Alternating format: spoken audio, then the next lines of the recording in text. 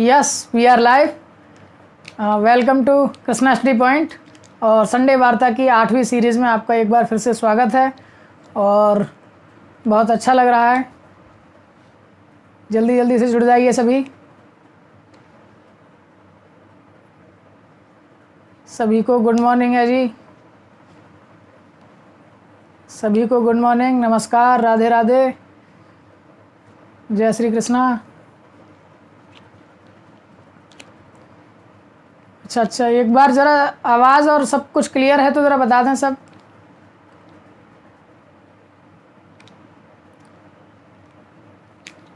चलिए, बहुत अच्छा। आज हम आप लोगों के क्वेश्चंस को कम लेंगे संडे वार्ता सीरीज़ में। आज मैं कुछ बहुत ही अलग वीडियो एक आपको बताना जा रहा हूँ और वो सभी के लिए महत्वपूर्ण इसलिए भी है क्योंकि कमोबेश कभी ना कभी हम जो गवर्नमेंट सेक्टर के लिए। गुड मॉर्निंग जी, गुड मॉर्निंग भाई, सभी को नमस्कार, सभी को राधे राधे, सभी को प्रणाम, सभी को गुड मॉर्निंग। आते चलिए सभी लोग। तो मैं ये कह रहा था कि जो क्लास है आज की उसमें हम आपके क्वेश्चंस जो हैं वो बहुत कम लेंगे और जो आज इम्पोर्टेंट चीज़ें मैं आपको एक बताने जा रहा हूँ और वो रहेगी आपकी क्लास कि कैसे कॉम्पिटिटिव एग्ज़ाम्स की प्रिपरेशन हम करेंगे। ठीक है, क्योंकि बहुत सारे बच्चों के क्वेश्चंस कई सारे आ रहे हैं, एनडीए वगैरह के एग्ज़ाम बहुत नज़दीक हैं और तरह तरह की परीक्षाएं वो आयोजित होना शुरू हो चुकी हैं और काफ़ी सारी रुकी हुई परीक्षाएं जो काफ़ी पहले हो जानी चाहिए थी वो भी अब होने जा रही हैं। दिल्ली पुलिस से लेकर के यूपी पुलिस है, एसएससी सीएचएसएल है, एमटीएस है, बहुत सारे एग्ज़ाम्स हैं। तो वो सब में कॉम्पिटिटिव एग्ज़ाम्स में कैसे हम तैयारी कर सकते हैं ये हमें देखना है। मैं कह रहा था कि कभी ना कभी न्यूनाधिक कभी ना कभी जब हमको ज़रूरत पड़ती है तो गवर्नमेंट जॉब के लिए हम लोग अप्लाई करते हैं और कॉम्पिटिटिव एग्ज़ाम्स के लिए तैयारी करनी पड़ती है। उसके लिए हम फिर कई बार कोचिंगों का सहारा लेते हैं है ना। तो मैं आज कॉम्पिटिटिव एग्ज़ाम्स के लिए कैसे तैयारी करेंगे बस वो मैं देखना चाह रहा हूँ। आप लोगों को बोर्ड दिख रहा है तो एक बार बता दीजिएगा। बोर्ड एकदम क्लियर दिख रहा है सभी लोगों को? ठीक है, ओके, थैंक यू। चलिए, मैं बात कर रहा था कि आज संडे वार्ता में हम कॉम्पिटिटिव एग्ज़ाम्स की तैयारी कैसे करेंगे वो बताएंगे और आपके क्वेश्चंस को थोड़ा कम लेंगे हम। आज दो एक चीज़ों को देख रहे हैं। देखिए, जो कोई भी कॉम्पिटिटिव एग्ज़ाम है वो एग्ज़ाम एक्चुअली में जॉब ओरिएंटेड होता है, यानी कि जो भी पद है उस पद के अनुसार आपके अंदर क्या नॉलेज होनी चाहिए ये उसमें देखा जाता है। फॉर एग्जांपल, जैसे बैंकिंग सेक्टर में आप जा रहे हैं, बैंकिंग सेक्टर में आप जाएंगे तो आपको क्या दिखाई पड़ता है कि बैंकिंग सेक्टर में जाने पर आपको इंग्लिश की नॉलेज बहुत अच्छे से होनी चाहिए। ठीक है, क्योंकि वहाँ सारा काम कंप्यूटर पर ऑपरेट करना है, सारी चीज़ों को देखना है। तो वहाँ पर इसीलिए आप देखते हैं कि वहाँ पर इंग्लिश को ज़्यादा एनरोल किया जाता है। ठीक है, ऐसे ही आप कहीं रूरल एरिया की बैंक्स को देखेंगे जो कि आपकी होती है ग्रामीण बैंक जो होती हैं, तो ग्रामीण बैंकों में आप देखेंगे कि वहाँ हिंदी भी एक लैंग्वेज के रूप में ली जाती है। ऐसे ही अगर आप पुलिस की बात करोगे तो पुलिस में आपको इंग्लिश और हिंदी दोनों से मुखातिब होना पड़ता है, क्योंकि आपको पता नहीं किस किस जगह पर आपकी पोस्टिंग हो जाए। वहाँ पर इंग्लिश में समझने वाले लोग हैं या हिंदी में समझने वाले लोग हैं या कोई अदर लैंग्वेज के लोग हैं, तो आप इंग्लिश में, क्योंकि इंग्लिश जो है वो ग्लोबल लैंग्वेज बन चुकी है, तो अपना वार्तालाप कर सकते हैं। ठीक है, ऐसे ही अब बात अगर हम पुलिस की करेंगे तो कहीं ना कहीं आपको मैथ की भी ज़रूरत पड़ेगी। ऐसे ही बैंकिंग सेक्टर में आपको कहीं ना कहीं मैथ की भी ज़रूरत पड़ेगी, तो एक पार्ट उसका मैथ का हो गया। फिर तीसरी बात जो आती है वो आती है माइंड मैपिंग की, यानी कि आपकी रीजनिंग की, आपकी तर्क शक्ति कितनी अच्छी है, तो रीजनिंग आएगी, इसका मतलब रीजनिंग यहाँ भी आएगी। ठीक है ना। तो मैं कहने का प्रयास जो मैं कर रहा हूँ वो सिर्फ ये कर रहा हूँ कि जो एग्ज़ाम होते हैं, कोई भी कॉम्पिटिटिव एग्ज़ाम जो होते हैं वो जॉब ओरिएंटेड होते हैं। आपको किस प्रकार की जॉब में आप अप्लाई कर रहे हैं, उस पोस्ट पर व्यक्ति के अंदर क्या क्या खूबियाँ होनी चाहिए वो सारी खूबियाँ टेस्ट में ली जाती हैं। तो इसलिए सबसे पहले कोई भी कॉम्पिटिटिव एग्ज़ाम आप देने जा रहे हैं तो पहले तो उसके पद को समझिए कि उसके पद में आपको काम करना क्या पड़ेगा, एक्चुअली में करना क्या पड़ेगा। फिर उसके हिसाब से उसके जो सिलेबस दिया गया है उसको बहुत बारीकी से पढ़िए और फिर सिलेबस के अकॉर्डिंग सारी चीज़ों को पढ़िए, ठीक है। तो आज मैं जो जनरली जो पार्ट होते हैं एग्ज़ाम के वो आप तक डिलीवर कर रहा हूँ और फिर उसके एक पार्ट को आज समझाऊँगा, ठीक है। जीके, जीएस और मैथ, रीजनिंग, हिंदी, इंग्लिश, ठीक है। ये वो पोर्शन हो गए हैं आपके जो आपके लिए बहुत इम्पोर्टेंट हैं और हर एग्ज़ाम में लगभग आते ही आते हैं सारे के सारे, ठीक है। तो मैथमेटिक्स आपका अगर 10th लेवल तक का अच्छा है, ठीक है, तो काफ़ी है किसी भी एग्ज़ाम के लिए। जीएस का मतलब मैं यहाँ जनरल साइंस को ले रहा हूँ, जीएस का मतलब जनरल स्टडीज़ भी हो जाता है, जनरल साइंस ले रहा हूँ। फिर जीके की बात कर रहा हूँ तो जनरल नॉलेज जैसा कि आप बताइए, फिर रीजनिंग है, ठीक है, हिंदी है, इंग्लिश है। तो मैं आज एग्ज़ाम्स का एक पार्ट जीके ले रहा हूँ। कौन सा ले रहा हूँ? जीके। जीके की तैयारी कैसे करें, ये एक बहुत बड़ा और ब्रॉड क्वेश्चन जो है वो रहता है बच्चों का, ठीक है ना। तो इसमें आपको क्या क्या करना चाहिए, कैसे कैसे करना चाहिए, वो मैं आपको बताता हूँ, ठीक है।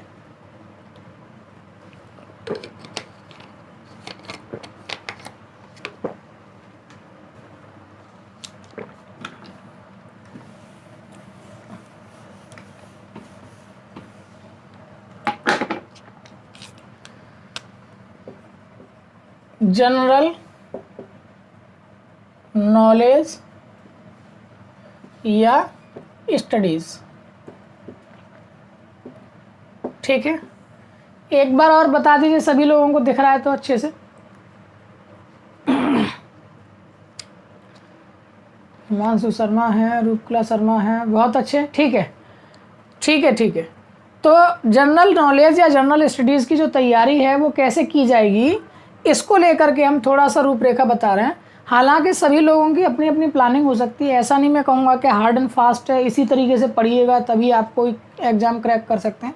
मेरा अपने कुछ तरीके हैं, जो मेरे पास अनुभव है, जो मैंने इतने सारे एग्ज़ाम्स दे करके जो किया है इकट्ठा, वो मैं आपसे बस शेयर कर रहा हूँ। तो उसमें आप लोग अच्छा जो लगे जो पॉइंट्स, उनको आप लोग भी अप्लाई कर सकते हैं, ठीक है।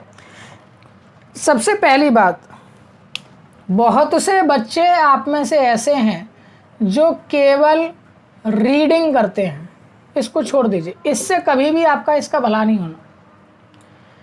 रीडिंग नहीं करनी है, स्टडी करना है, और स्टडी भी स्टडी विद राइटिंग, ठीक है, लिखना होगा। आजकल क्या हो गया है कि बहुत से बच्चों का ट्रेंड हो गया है कि वो बस में बैठे हैं तो, मोटरसाइकिल पे बैठे हैं तो, कहीं वैसे ही ग्राउंड में बैठे हैं तो वो केवल क्या कर रहे हैं, वो यूट्यूब पर बस देख लिया कि लाओ जीके पढ़ ले ज़रा थोड़ी सी। ऐसे आप कभी उसे याद नहीं कर सकते, ऐसे आप कभी तैयारी नहीं कर सकते जब तक कि उसको आप लिखेंगे नहीं, ठीक है। और बल्कि आपके दिमाग में इतना ज़्यादा सब कुछ भर जाएगा कि फिर वो लास्ट में कीचड़ बन जाएगा, उसमें तुम्हें पता ही नहीं चलेगा कि कहाँ कमल था कहाँ कीचड़ थी, कुछ नहीं मालूम, सब एक जैसा हो जाएगा, ठीक है। तो इसीलिए आप जब भी पढ़ाई करें, यूट्यूब से भी चाहे बुक से भी, और बल्कि मैं तो शुरुआत में ये कहूँगा कि यूट्यूब को आप केवल रास्ता ढूंढने के लिए बस प्रयोग करें, है ना। बाकी आप बुक से ही ज़्यादा स्टडी करें, अच्छी अच्छी किताबें आप लें। और अच्छा, एक और मैं बता दूँ, एक चीज़ और बच्चों के अंदर मिलती है ज़्यादातर कि वो दूसरों पर कोई बुक देखते हैं और वो बुक खरीद डालते हैं, ठीक है। अरे फलाने के पास है ये वाली किताब तो वो खरीद लाए, फलाने के पास देख ली एक किताब, वो बुक खरीद लाए। ये मत करिए, ठीक है। ये आपका मतलब बुकों से प्रेम तो होता जाएगा लेकिन आप बुक को पढ़ नहीं रहे होंगे, ठीक है। और ये आदत फिर आपको फिर से वही दिमाग में कीचड़ बना देने वाली बात होगी, ठीक है। वो फिर लोचा हो जाएगा दिमाग में, फिर आपको याद ही नहीं आएगा कि एक्चुअली में ये चीज़ कहाँ पढ़ी थी, क्या पढ़ी थी, ठीक है। तो उससे बचिएगा। शुरुआत में दिमाग को ऐसी आदत नहीं होती है, लेकिन हम इतनी सारी चीज़ों को पढ़ने की और उसको तमीज़ से जब नहीं रखते हैं तो फिर हमें आदत पड़ जाती है इसी चीज़ की। जैसा कि मैं एक एग्जाम्पल देता हूँ, आपने कई जगह पर घरों को देखा होगा कि उतना ही घर है, 2 कमरे और वही चीज़, सारी चीज़ें वही हैं, लेकिन वो इतना लगता है जैसे कि बहुत स्पेस है क्या इस घर में। लेकिन एक घर में और आप जाएंगे तो उसमें भी वही 2 कमरे हैं, लेकिन चारों तरफ ऐसा फैला पड़ा है कि वो ऐसा लगता है कि जैसे इस घर में स्पेस ही नहीं है। ठीक है, तो ये चीज़ आप भी अपने पास देखते होंगे। कोई अलमारी में अगर आपने सिस्टमेटिक वे से चीज़ों को रख दिया है तो आपको लगता हो कि अब इस अलमारी में और भी सामान आ सकता है। लेकिन जब आप और दूसरी अलमारियों को देखते हैं जिसमें चाहे जैसे आपने कपड़े ठूंस के रख दिए, किताबें ठूंस के रख दी, तो फिर उसमें जगह नहीं बचती है। सेम थ्योरी हमारे दिमाग की भी होती है, और फिर हमको पता है उस घर में रहने की आदत पड़ जाती है, हम फिर ऐसे ही डालते हैं। जैसे एक एग्जाम्पल के लिए मैं बात करूँ, आप किसी हॉस्पिटल में आप जाते हैं, ठीक है, तो उस हॉस्पिटल में आप चाहे जहाँ चीज़ चाहे जहाँ नहीं फेंक देते हैं, चाहे जहाँ आप थूकने नहीं लग जाते हैं, चाहे जहाँ आप कैसी भी हरकत नहीं करने लगे, चाहे जहाँ आप कोई कपड़ा नहीं फेंकने लग जाते हैं, घर में आप ऐसा करने लग जाते हैं। क्यों? क्योंकि जहाँ पर जैसी स्थिति में वो चीज़ होती है वो ऐसा ही आदमी ढल जाता है, उसको आदत ऐसी ही लग जाती है। हॉस्पिटल में क्योंकि बहुत ज़्यादा चीज़ों को बिल्कुल पिन पॉइंट करके रखा गया है, साफ़ सफाई के साथ रखा गया है, तो वहाँ पर जो उसकी आदत है वो तुरंत ख़राब हो जानी है, छूट जानी है। ठीक है, जबकि जहाँ ख़राब चीज़ें हैं वहाँ उसकी आदत इसी तरह से चेंज हो जाएगी, बदल जाएगी। ठीक है, तो मैं वही कहना चाह रहा हूँ कि हमको दिमाग को आदत लग जाती है। पहले हमारा दिमाग भी बड़ा ही सिस्टमेटिक वे से काम करता है चीज़ों को। ठीक है, आपने बचपन में छोटे छोटे बच्चों को देखा होगा, वो अपना गेम खेलते हैं। ठीक है, और तरह तरह के गेम खेलते हैं, कोई घर बनाने वाला, कोई कुछ वाला, तो वो उसमें बड़े सिस्टमेटिक वे से चीज़ों को लेकर चलता है। ठीक है, आपने छोटे छोटे बच्चों को भी देखा होगा तो वो सिस्टमेटिक वे वाले गेम भी खेलते हैं ना, कुछ डिज़ाइनिंग वगैरह करने वाले। लेकिन आगे चल करके यही चीज़ कैसे चेंज हो जाती है, वो इसी वजह से चेंज हो जाती है क्योंकि हमारा जो आदतें हैं वो ख़राब हो गई हैं। ठीक है, तो उसको ठीक करना है, बहुत कुछ अपने अंदर नहीं भरना है, तमीज़ से सिस्टमेटिक वे से लेना है। तो पहली बात आपको समझ में आ गई है कि आपको रीडिंग नहीं करनी है, स्टडी और राइटिंग दोनों करना है, लिखना ज़रूरी है। ठीक है, चलिए अब मैं आगे बढ़ाता हूँ आपको। अब जनरल नॉलेज या जनरल स्टडीज़ में एक पॉइंट आता है स्टैटिक जीके। जैसा कि आप लोग देख पा रहे होंगे कि हमने स्टैटिक जीके और पता है सीरीज़ 2 सीरीज़ लेके आए हैं, फिर अभी एक और सीरीज़ आएगी, मैं उसका नाम यहाँ अनाउंस नहीं कर रहा हूँ, फिर उसके बाद एक और सीरीज़ आएगी। इस तरीके से 3-4 सीरीज़ आपकी चलती रहेंगी। बहुत मेहनत लग रही है इस सारी चीज़ में, और पूरा टीम मेरी काफ़ी मेहनत कर रही है, तो आप लोग उसको थोड़ा सा अच्छे से देखिए और अपने नोट्स भी बनाइए और दूसरे लोगों को बताइए भी। तो स्टैटिक जीके के अंतर्गत कुछ जीके का पार्ट ऐसा होता है जो कभी बदलेगा नहीं।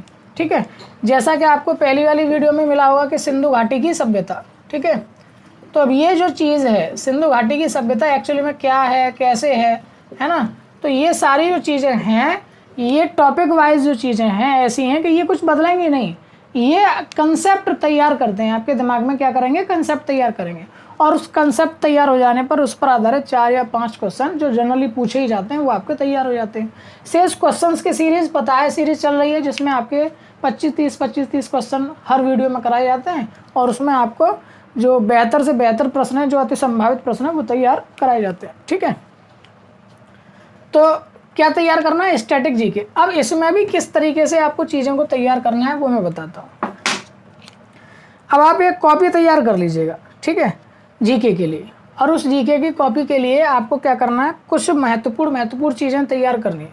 आप स्टार्टिंग में डाल दीजिएगा उस पर करंट अफेयर, छोटी सी एक कॉपी, और उस पर डाल दीजिए करंट अफेयर्स। ठीक है, अब इसमें क्या आपको लिखना है, कैसे आपको लिखना है, यही मैं आपको बता रहा हूँ। ठीक है, तो अब करंट अफेयर में आपको मैं थोड़ी सी हेल्प ले लूँगा 2-1 चीज़ों की, तो उसमें से बताता चलूँगा। ठीक है,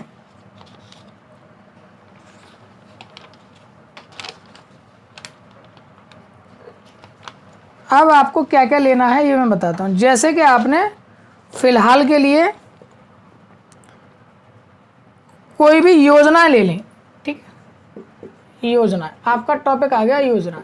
ठीक है, भारत की बहुत सारी योजना हैं, यूपी में भी हैं, पूरे देश की भी हैं। ठीक है, अब आपको क्या करना है, उन योजनाओं को तैयार करना है, और उन योजनाओं को तैयार करने का मतलब क्या रहेगा कि आपको सारी योजनाओं का प्रारंभिक वर्ष लिखना रहेगा। ठीक है, और उसका उद्देश्य क्या है ये लिखना होगा। ये तो शुरुआत की बात है, और अगर आप थोड़ा बड़े लेवल पर तैयारी कर रहे हैं तो उस योजना से रिलेटिव और भी चीज़ों को डिटेल में करेंगे, और उसका बजट क्या है ये भी करेंगे, और उसके इम्पैक्ट क्या है ये भी आप तैयार करेंगे। तो आपने जैसे हेडिंग डाली कॉपी में योजना है, अब उसमें राष्ट्रीय योजनाएं और आप जिस स्टेट में हैं उस स्टेट की योजनाएं, ठीक है, तो उनको आप लिखते चलिए। जैसे एक दो मैं आपको एग्जाम्पल बताता हूँ। हमारे यहाँ अभी चल रही है सांसद आदर्श ग्राम योजना, सांसद आदर्श ग्राम योजना, ठीक है।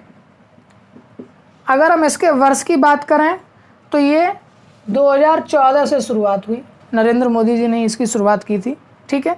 और क्या करना था, 3 गांवों को 2019 तक जो है वो 3 गांवों को एक सांसद को लेना होता था और आदर्श बनाना होता था, ठीक है। 3 गांवों को गोद लेकर के कोई भी एक सांसद क्या करता था, उन गांवों को आदर्श बनाता था, ठीक है। बात समझ में आ गई। अब देखो एक इससे कई सारे क्वेश्चन तैयार हो गए, ठीक है। सांसद आदर्श ग्राम योजना कब शुरुआत हुई, 2014 में शुरुआत हुई। क्या किया जाता था इसमें, तो उसमें ऑब्जेक्टिव आ सकते हैं, उसमें से इस चीज़ को हम सेलेक्ट कर सकते हैं। इसमें यह भी आ सकता है कितने गांवों को आदर्श बनाया जाता था इस योजना के अंतर्गत, 5 आ गया, 4 आ गया, 3 आ गया, 2 आ गया, तो उसमें से 3 ऑप्शन हो गए, ठीक है। दूसरा देखिए, दूसरी एक बड़ी महत्वपूर्ण योजना है अंत्योदय योजना, अंत्योदय योजना, ठीक है। ये भी 2014 में शुरुआत हुई है और जो निर्धन वर्ग के लोग हैं, ठीक है, निर्धन वर्ग के लोग हैं उनके कल्याण के लिए, के लोगों के कल्याण के लिए। क्लियर है वाली बात। आप लोग लिख भी लीजिएगा क्योंकि ये चीज़ें आपको जनरली मिलती भी नहीं है। अब देखिए यहीं से आप लोग थोड़ा बहुत क्या कर सकते हैं, हेल्प ले सकते हैं, ठीक है। सारी योजना एक जगह आ जाए, ऐसी कोई वीडियो देख लीजिए और उससे फिर आप रिटर्न कर लीजिए। रिटर्न करना बहुत ज़रूरी है, केवल ऐसा नहीं कि आपको बस देख लिया, रीड कर लिया, बस उससे काम चल जाएगा, ठीक है। इसके बाद में बड़ा ही महत्वपूर्ण है स्वच्छ भारत मिशन, ठीक है।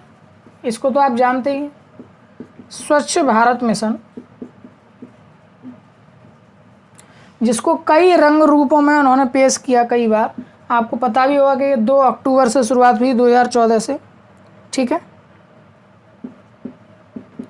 और 2019 तक भारत को स्वच्छ बनाना है, ठीक है।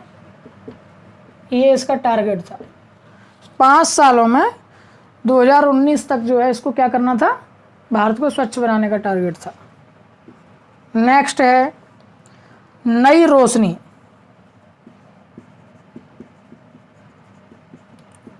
ठीक है। उससे भी नेक्स्ट है मेक इन इंडिया, बड़ा नाम सुनते होंगे आप इसका। ये सारी योजनाएं हैं भारत की, ठीक है ना।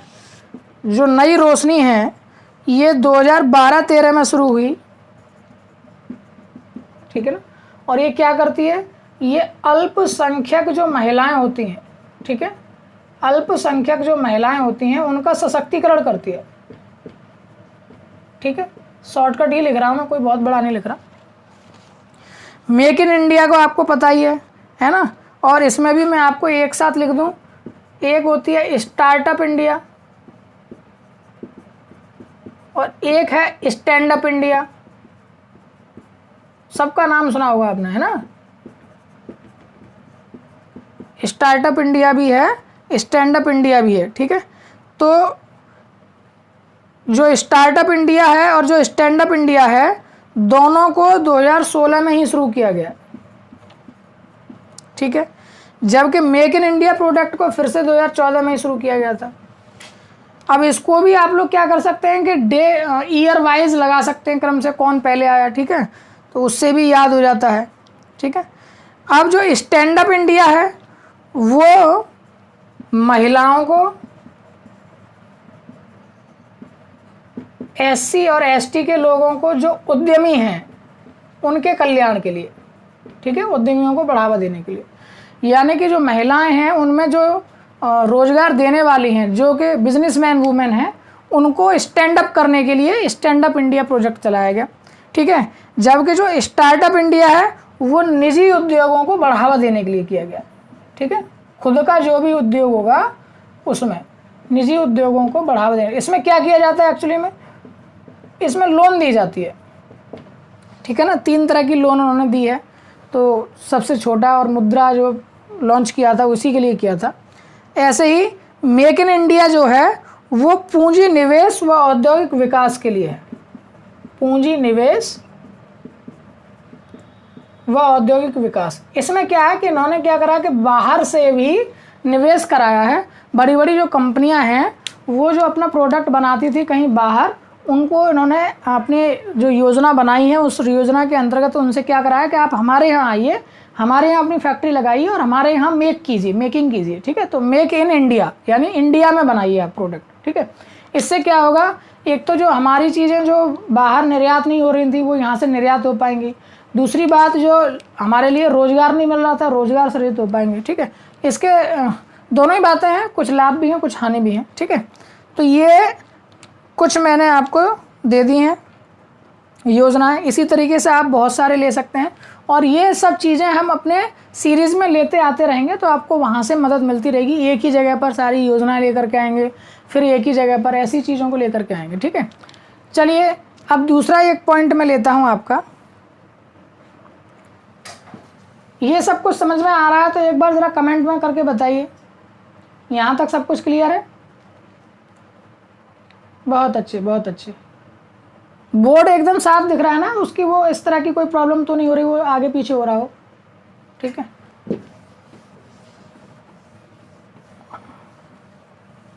क्योंकि यहाँ से मुझे तो सारा सब कुछ ओके दिख रहा है, अब आप लोगों तक कैसा जा रहा है वो पता नहीं। नेटवर्क भी आज अच्छा है। ठीक है, तो मेरे ख्याल से सब कुछ एकदम क्लियर दिख रहा होगा आप लोगों को। कोई दूसरी व्यवस्था की है इस बात के लिए ब्रॉडबैंड वगैरह की? ठीक है, ओके ओके ओके, बहुत अच्छे बहुत अच्छे। आज क्वेश्चन नहीं ले पाएंगे बच्चे, आप लोगों के क्वेश्चन नहीं ले पाएंगे आज, हम केवल इसी पर डिस्कस करेंगे। ठीक है, बहुत ज़्यादा समय भी नहीं है एक्चुअली में मेरे पास भी, इसीलिए। ठीक है, अब इसी में कई सारे क्वेश्चंस आ जाते हैं। ठीक है, जो कि बहुत सारे अलग अलग तरीके के हैं। अब मान लीजिए सेंसस की बात कर लें। ठीक है, 2011 में हुई थी और अब 2021 में होने जा रही है। ठीक है, जनगणना कहते हैं इसको हिंदी में। अब कुछ क्वेश्चन यहाँ से बनते हैं, तो अब एक टॉपिक आपका क्या आ गया, जनगणना का आ गया, सेंसस का आ गया। ठीक है, अब इसके रिगार्ड्स क्या क्या क्वेश्चन बन सकते हैं उन सबको आप लिख लीजिए। ठीक है, तो सबसे पहली बात तो यही आपको पता होना चाहिए कि सबसे पहली जो जनगणना हुई थी भारत की वो कब हुई थी। तो सबसे पहली जनगणना जब ब्रिटिश लोगों का शासन था हमारे यहाँ तब हुई थी और 1872 में हुई थी और लॉर्ड मेयो के काल में हुई थी। ठीक है, 1872 में लॉर्ड मेयो के काल में हुई थी प्रथम नियमित जनगणना। ठीक है, जबकि लॉर्ड रिपन ने इसमें बहुत सारे चेंजेस किए थे, लॉर्ड रिपन ने, और तब की जो जनगणना थी उसको ज़्यादा ऑथेंटिक माना जाता है लॉर्ड रिपन की टाइम की। ठीक है, लॉर्ड रिपन में हुई थी 1881 में, 1881 में। क्लियर, तो उसको बहुत ज़्यादा ऑथेंटिक कहा जाता है। वहीं से शुरुआत हुई थी, फिर हर 10 साल बाद होने के लिए। ठीक है, ये आपको इकाई का अंक दिख रहा होगा उसी तरीके से। ठीक है, अच्छा, अब इसमें भी मैं अगर बात करूं, जनसंख्या की बात हो रही है, जनगणना की बात हो रही है, तो विश्व के बारे में भी हम बात कर सकते हैं। यहीं पर क्या बात कर सकते हैं कि विश्व में टोटल जनसंख्या लगभग है बेटा 7 अरब। कितनी है? 7 अरब से ज़्यादा है, कम नहीं है। 7 अरब, 7 अरब का मतलब 700 करोड़, 700 करोड़ से भी ज़्यादा लोग इस पूरे दुनिया में हैं। ठीक है, जिनमें सबसे नंबर 1 पर आता है चीन, जो लगभग 20% यानी कि 19.4% के आसपास पूरे विश्व की जनसंख्या को रखता है। नंबर 2 पर आता है भारत, जो कि पूरे विश्व की लगभग 17.4% के आसपास रखता है। फिर इसके बाद आता है नंबर 3 पर अमेरिका। ठीक है, जो कि अभी कोरोना की वजह से काफ़ी तहस नहस हो गया, वो जो है लगभग 4.5%। अब आप देख रहे हैं कि कितना छोटा है अमेरिका। ठीक है, 4.5% पूरी दुनिया की आबादी का रखता है। और 3 के बाद अगर 4 की बात करें तो इसके बाद आता है इंडोनेशिया, और इंडोनेशिया के बाद भी आता है ब्राज़ील। ये 5 बड़े देश हैं। ठीक है, ये 5 बहुत बड़े देश हैं जो लगभग 40% पूरे विश्व का रखते हैं। ठीक है, 206 देश हैं लगभग, उनमें से लगभग ये 5 देश ही 40% के आसपास पूरे विश्व का रखते हैं। ठीक है, अब जानते हैं कुछ बहुत ही बढ़िया चीज़ों के बारे में, जनसंख्या के बारे में, जनगणना के बारे में। ठीक है, ये तो हो गई इंपॉर्टेंट बातें। आप लोग लिख लीजिएगा अगर आप लोग कॉपी पेन लेकर के बैठे हैं, क्योंकि ये बड़ी आसानी से नहीं मिलती हैं चीज़ें, ठीक है। चलिए, सबसे पहला है जनसंख्या घनत्व या जन घनत्व ऐसे भी कह सकते हैं, ठीक है। ये पहला पॉइंट आ गया। ये क्या है एक्चुअली में? ये है किसी भी एक वर्ग किलोमीटर में, किलोमीटर ऐसे लिख दिया मैंने, उसमें रहने वाले लोगों की संख्या जनघनत्व कहलाती है। मान लीजिए एक प्लॉट है इसमें इस तरह से, इसमें कितने सारे लोग एक साथ रह सकते हैं, ठीक है। एक वर्ग किलोमीटर में कितने सारे लोग मिल सकते हैं देखने को रहने वाले, उसी को हम कहते हैं जनसंख्या घनत्व या जनघनत्व, ठीक है। तो इसमें अगर हम बात करें तो सर्वाधिक जो रहा है वो बिहार रहा है, नंबर 1 पर रहा है बिहार। और जो सबसे कम रहा है, मैं इस तरह से लिखूंगा ऐसे, ठीक है, सबसे टॉप पर रहा है बिहार और सबसे जो कम पर रहा है वो रहा है आपका अरुणाचल प्रदेश, ठीक है, अरुणाचल प्रदेश। अगर हम केंद्र शासित प्रदेशों की बात करेंगे तो उसमें नई दिल्ली सबसे टॉप पर है, सबसे ज़्यादा घनत्व वहाँ है नई दिल्ली, ठीक है। और अंडमान निकोबार जो है उसमें सबसे कम है, अंडमान निकोबार, ठीक है। मैं यहाँ नंबरिंग नहीं दे रहा क्योंकि आपके लिए वो ज़रूरी नहीं है इतना। फिलहाल यही याद कीजिए कि पूरे भारत में सबसे ज़्यादा जनसंख्या घनत्व कहाँ है? बिहार में है। सबसे कम कहाँ है? अरुणाचल प्रदेश में है, ठीक है। एक आप टॉपिक यही ले लीजिएगा, भारत के राज्य उनकी राजधानियाँ, ठीक है। तो ये इस तरीके से आपको तैयार होते चले जाएंगे। देखिए, रेगुलरिटी बहुत ज़रूरी है, continuity is the best opportunity, ये बात जान लीजिए, ठीक है। तो आप जब तक रोजाना इस तरह से कोई एक टॉपिक नहीं करेंगे, 2 दिन में कर लीजिए, ठीक है, लेकिन कर लीजिए।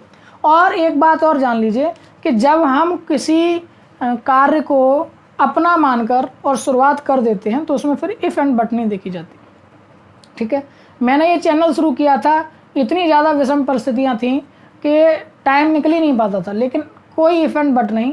क्या कोई परेशानी है, कहाँ समय नहीं निकल पा रहा है, क्या इक्विपमेंट्स नहीं है, क्या नहीं है, क्या है, वो सब एक तरफ करते हुए काम करना है, करना है, करना है, करना है, ठीक है। और यही वजह है कि कान्हा के आशीर्वाद से अब आप लोगों को एक 2 वीडियो, लगभग एक वीडियो तो रोज़ाना आपको मिल ही रही है कंटिन्यू, ठीक है। तो मैंने यही टारगेट बनाया था कि एक वीडियो तो बच्चों तक रोज़ाना पहुंचनी ही चाहिए हर हाल में, चाहे कैसे भी हो, चाहे मुझे रात को जगना पड़े पूरी रात, चाहे दिन में, चाहे कहीं भी बैठ करके कुछ करना पड़े, ठीक है। तो सेम तरीके से आप भी अपना एक प्रतिज्ञा कर लीजिए, दृढ़ प्रतिज्ञा, ऐसे दृढ़ निश्चय कहते हैं, यही इच्छा शक्ति है बस। आप ऐसा नहीं है कि आज कमर में दर्द हो रहा है चलो आज छोड़ देते हैं, आज सिर में दर्द हो रहा है चलो आज छोड़ देते हैं, आज मौसी के यहाँ चले गए तो आज छोड़ देते हैं, ठीक है, आज हम मार्केट चले गए तो आज छोड़ देते हैं, अरे आज हम पर 2 काम एक्स्ट्रा आ गए तो आज छोड़ देते हैं। कुछ नहीं, नो इफ़ नो बट बताया ना हमने, तभी जा करके इस सब चीज़ों की तैयारी हो पाती है। वरना फिर आप 4 दिन 5 दिन सही से चलेंगे, फिर आप छोड़ देंगे, ठीक है। तो आपको अपना कोई लक्ष्य बना लीजिए, आप 2 दिन में एक टॉपिक क्लियर करेंगे, ये आप अपना लक्ष्य बना लीजिए, ठीक है। तो फिर आप इस तरीके से चीज़ों को तैयार कर ले जाएंगे।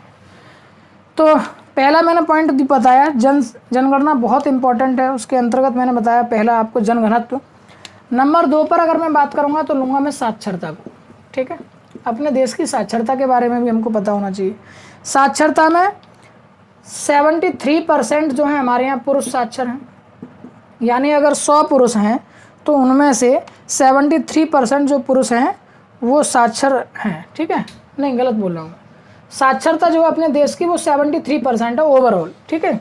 अब इसमें भी पुरुष की जो साक्षरता है और महिलाओं की जो साक्षरता है वो अलग अलग है। पुरुष की जो साक्षरता है वो है 80.9% और महिलाओं की जो साक्षरता है वो 64.6%, ठीक है। तो अब यहाँ से आपको दिख रहा होगा कि ये बहुत बड़ा एक गैप है, ठीक है। महिलाएं जो हैं वो केवल अभी 64% शिक्षित हैं। इसका मतलब आज भी अपने देश में बालिकाओं की शिक्षा पर काम करने की आवश्यकता है। अब अगर राज्यों की बात करें तो उसी तरीके से लिखूंगा, कोई भी आप अपना तरीका बना सकते हैं, ठीक है। आप 1 और 0 कह सकते हैं, सबसे 1 पर कौन है, सबसे 0 पर यानी सबसे नीचे कौन है, ठीक है। तो सबसे ज़्यादा जो साक्षर है वो, जैसा कि आपको पता ही है कि अपना कौन सा राज्य है, केरल, ठीक है।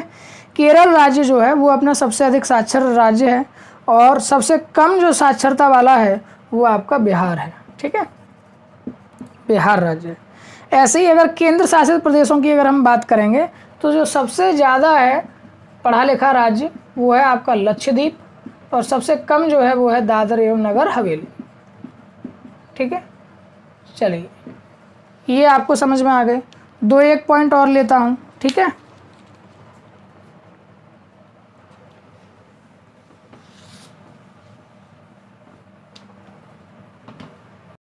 तो एक और पॉइंट ले रहा हूँ मैं। अब ले रहा हूँ मैं लिंगानुपात को, ठीक है। बहुत सारे पॉइंट होते हैं, आप अपने आप से जो इम्पोर्टेंट है वो ले सकते हैं। लिंगानुपात में देखिए क्या कर सकते हैं हम। लिंगानुपात में आज भी हमारे यहाँ 1000 पुरुषों पर केवल 943 महिलाएं हैं। तो ये भी एक जो है सोचने लायक स्थिति है कि अभी भी महिलाओं को तवज्जो देने की आवश्यकता है अपने देश में, ठीक है।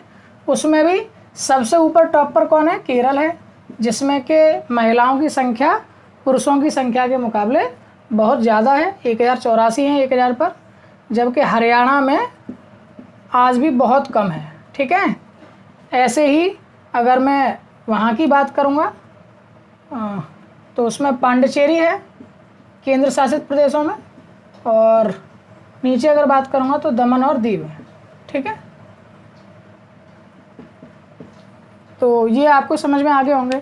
तो इस तरीके से आप लोग क्या कर सकते हैं, अपने लिए नोट्स तैयार कर सकते हैं। मैंने आपको आज बताया कि जीके या जनरल स्टडीज़ के लिए आप किस तरीके से अपनी एक छोटी छोटी कॉपी बनाइए, इस तरह से टॉपिक डालिए और उसमें इतनी सारी चीज़ों के बारे में डिस्कस कीजिए। अभी जैसे पुरस्कार की बात करने लग जाऊँगा तो पुरस्कार को आपको इस तरह से तैयार करना होगा, ठीक है। तो ये आप इस तरह से कर सकते हैं। आई होप कि आपको ये सब चीज़ें पसंद आ रही होंगी और अच्छी भी लग रही होंगी। और एक काम और कर लीजिएगा, आज हम बहुत ज़्यादा समय नहीं लेंगे क्योंकि आज एक एग्ज़ाम है, संभव है अगर मैं दे पाऊँ उस एग्ज़ाम को, ठीक है। तो उसके लिए भी ठीक है। तो इस तरह से आप लोग तैयारी कर लीजिएगा और कमेंट में ज़रूर आप लोग बताते चलिए कैसी रही आज की क्लास। थोड़ा बहुत हेल्प रही होगी इससे, तो ये आप ज़रूर कर लीजिए, ठीक है। और यहीं पर आज एंड करते हैं और थैंक यू सो मच। और आप लोग ये जितनी भी वीडियोज़ आती हैं उनको देखा करिए, आप लोगों के लिए बहुत अच्छी वीडियोज़ रहती हैं, दूसरे लोगों तक पहुंचाया करिए, शेयर किया करिए। थैंक यू सो मच सभी को, और bye bye, thank you so much.